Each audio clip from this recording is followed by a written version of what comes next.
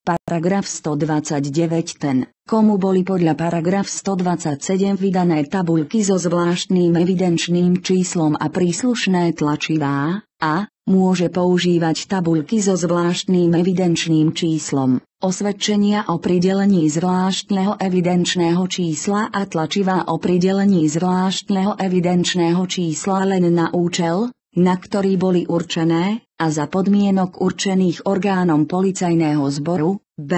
Môže používať tabuľky so zvláštnym evidenčným číslom a k ním vydané doklady len na dobu nevyhnutne potrebnú, súčasne sa na takú dobu obmedzí aj platnosť potvrdenia o pridelení zvláštneho evidenčného čísla. C. Je povinný viesť prehľad o prideľovaní tabuliek so zvláštnym evidenčným číslom a dokladov k ním na predpísaných tlačivách.